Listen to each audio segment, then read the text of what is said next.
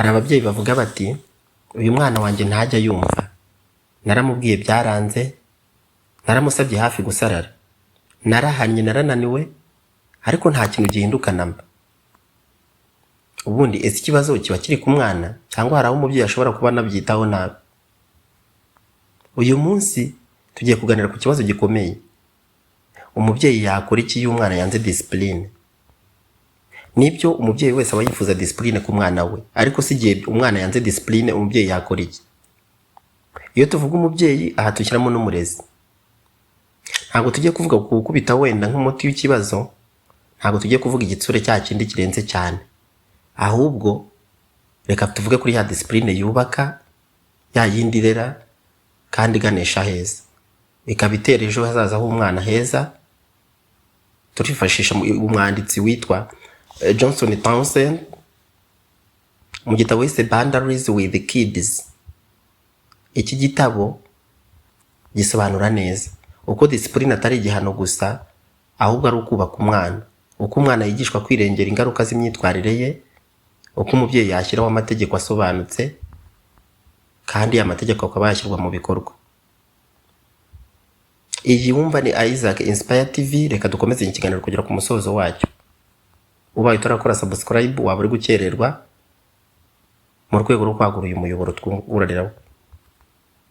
Discipline ubundi mu by'ukuri ni iki? Ababyeyi benshi bafata discipline nk'igihano, ariko discipline ntabwo ari uguhana gusa, ahubwo discipline ni ukwigisha umwana kwigenzura, ukamwigisha gufata inshingano ndetse no kumenya itandukaniro ry'ikibi n'icyiza. Discipline ntabwo ari ugutera ubwoba, discipline ntabwo ari ugutontoma. Hari ababyeyi n'abarezi usanga barera batontoma. Discipline ni urukundo rufite umurongo, ariko si umwana wanze discipline akenshi burya hari igihe uko batanayisobanukiwe, kuko akenshi nta nubwo ari ukuyanga, kwa kundi ufata nkaho ko ari ukuyanga. Ubundi impamvu umwana ashobora kwanga discipline zirahari. Hari ukudahuza amagambo n'ibikorwa. Ku mubyeyi, iyo umubyeyi avuga ati ibi ntabwo bibujijwe, ariko kandi ejo agahindukira akavuga ati burya byari bibujijwe, ubundi umwana arayoberwa, kuko biramucangacanga, kubicangura bikaba ikibazo. Discipline ikoreshejwe nabi, guhana umwana kubera umujinya mwinshi, wenda guhana iyo nta gisobanuro byatanze, ukaba nta bisobanuro byatanzwe ku ngingo runaka. Guhana cyane wenda kurusha ikosa ryakozwe, nibyo hari igihe usanga guhana kwatambutse cyane ikosa ryakozwe. Umwana burya ntabwo yigira ku gihano, ahubwo yiga ku gihano ubwacyo. Kubura umubano hagati y'umubyeyi n'umwana nabyo bijya bibaho. Iki nacyo ni ikindi kintu kandi gikomeye. Umwana utumva ko akunzwe, yagendeba ababyeyi bamukikije akabona nta rukundo bamugaragariza, ntabwo yumva burya n'impamvu yo kumvira. Muri we yiyumvamo kugumuka gusa, kuko yumva ntawagomba ineza. Kuri we aba ameze nk'uwigaragambya. Nibyo cyane, ineza yiturwa indi. Niba ushaka ko umwana yubaha, burya biba byiza nawe iyo wamwubashye akabireba, akabibona, akabona yuko nawe yahawe icyubahiro kandi agombwa, kuko burya kubahwa nawe bigwa nabi. Nubwo tuzi kenshi yuko basuhuzanya ngo banyakubahwa bakongeraho n'ibindi, murabizi, ariko wanda nta banyagusuzugurwa watwereka. Wakubaza ngo banyagusuzugurwa mu gihe bavuze banyakubahwa, banyagusuzugurwa baza n'abandi. Nibyo n'akana gatoya cyane burya gakeneye kubahwa. Umuntu avukana kamere cyangwa se ubushake bwo kubahwa, akabone nubwo yaba ari muto cyane. Buri wese mu mwanya mwiza kandi ukwiye, ibyo nibyo bifite agaciro ka nyako. Igihe cy'ubwangavu n'ubugimbi, umwana ashaka kwigenga, atangira kubaza impamvu, ashobora kwigaragambya. Ntabwo ari kwigomeka gusa, ahubwo ni iterambere ry'ubwonko. Muri we yifitemo imbaraga imusunikira kwitwara kuriya, kuko aba yumva n'isi yayisunika nkanswe. Adolescence ndayigutuye. Umubyeyi yakora iki rero mu by'ukuri mu gihe umwana yanze discipline? Kuko bijya bibaho ukabona umwana byanze pe. Ubundi banza wumva umwana neza. ntabwo bishoboka kugura urutumva utazi gutega amatwi umenye gutandukanya bino na biriya. Hari ababyeyi basamira abana mu gicu cyane, hejuru mu kirere cyane, hejuru cyane. Umwana ataravuga impamvu yatinze kugera iwabo, yenda avuye ku ishuri, ahari n'imvura yaguye, atarisobanura urushyi rwa mbere rwo mu maso. Aha ukoresheje umujinya, kandi akenshi mu burakari nta kiza kizima kivamo. Banza umubaze impamvu nyayo, ukwiye kumwumva utamubangamiye. Ntuhite umucira urubanza rwa burundu, wasanga wenda yasanze uruzi rwuzuye akabanza gutegereza ngo rwuzuruke.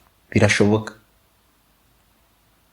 Ikindi ni ugushyiraho amategeko make ariko kandi asobanutse neza. Amategeko menshi ateza urujijo cyane ndetse kandi aracanganyukisha. Amategeko make niyo afasha umwana akamenya iyo yubahiriza.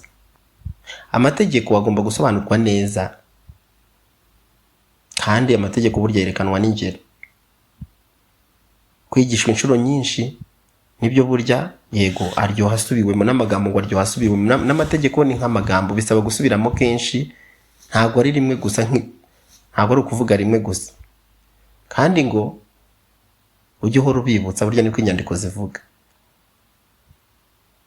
Ibyo wavuze wenda iyo bigira ingaruka, ukwiye kubihagararaho. Ko iyo umwana yishe itegeko ntahanwe, discipline burya irangirika. Nibyo, niba wavuze ingaruka zo kwica itegeko runaka, zishyire mu bikorwa, nibyo byiza, ariko kandi ubikora utarakaye cyane, kuko iyo urakaye cyane nabyo birangiza. Biba byiza guhana ikosa atari uguhana umwana. Muri kamere umwana ntabwo ari mubi, nubwo akenshi yenda yakora ibibi, yego wabireba ukabona sibyo, ariko burya abasha kongera gukosoka niyo atacirwaho iteka. Ibi iyo ubikoze muri uwo mujyo, ushobora nubwo kwita umwana mubi, nubwo atari byiza, ariko bikwiye kuba bidahamanya n'umutima wawe, kubera ko burya umwana wese abasha kugororoka. Ashobora gukora bino na biri ukabona bisa nabi, ariko irinde mu guca urubanza rwa burundu ngo wumve ko yabaye mubi bya nyabyo 100%. Ibi byose iyo bikozwe neza, guhana kose gufasha umwana. Uko guhana gukwiye kuba kudatesha umwana agaciro, kuko bimufasha kumva yuko ashobora kwikosora bikaza. Ukwiye kuba urugero rwiza ku mwana rero. Ntabwo ushobora gusaba discipline ku bana aho nawe wenda uyisuzugura nkana, ukayica byigize bya nkana, kandi uzi icyiza cyayo. Ihesha icyubahiro mu bikorwa, buryo umwana yigira ku bikorwa cyane. Ibikorwa byawe biruta amagambo menshi ushobora kuvuga cyangwa ushobora guhora umubwira. Niba umubuza kujya abeshya cyangwa wenda kubeshya, twanga abana batubeshya, kandi wenda wazi yuko uri kimwamwanya, uzaba wiba wigisha ubuhetse. Hari ibintu umubyeyi agomba kwirinda, guhana imbere wenda yo kumva abandi. Guhora wenda ugereranya umwana n'abandi, burya umwana wese arihariye nk'uko umuntu wese yihariye. Ntabwo ari byiza guhora ugereranya umwana n'abandi. Ntureba ko kwanaka bikora neza wajya uba nka runaka. Oya, umuntu wese agira umwihariko we, ariko kandi tuba dusaba yuko bakora neza. Guhana kenshi kurusha uko usobanura. Hari abarezi cyangwa se ababyeyi usanga bahana cyane kurenza uko basobanura ibintu. Basobanura ibintu mu buryo busobanutse, bufututse, hanyuma muri ibihano yenda byaza nyuma, ariko ibintu byasobanuwe. Hari ugucika intege rero kw'ababyeyi cyangwa kw'abarezi, ukareka discipline burundu, ugaterera iyo ngoro uzaca Imana.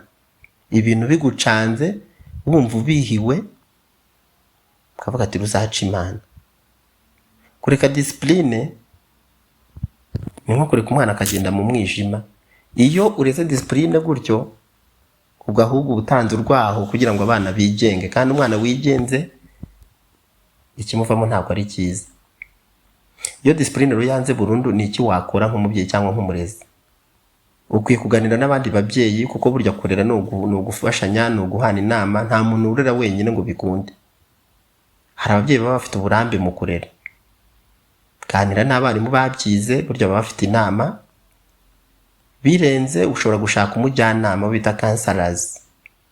Aba counselors ku bigo nderabuzima barahari, ku bitaro bikuru barahari, ndetse buriya habaho no gusaba Minisiteri y'Uburezi inyuze muri Minisiteri y'Ubuzima muri rwa rwego rw'ubufatanye bwiza, babasha kugena aba counselors ku buryo buri kigo cy'ishuri cyabagira umukansara nibura wita kuri bene aba bana, kandi birashoboka. Reba niba hari ikibazo cyihariye igihe bimeze gutyo umwana yanze gukosoka bya burundu. Umwana ashobora kuba afite stress, ashobora kuba afite trauma bitewe wenda n'impinduka zabaye mu muryango. Akenshi impinduka mu muryango zikora ku myitwarire y'umwana cyane ku rwego rukomeye.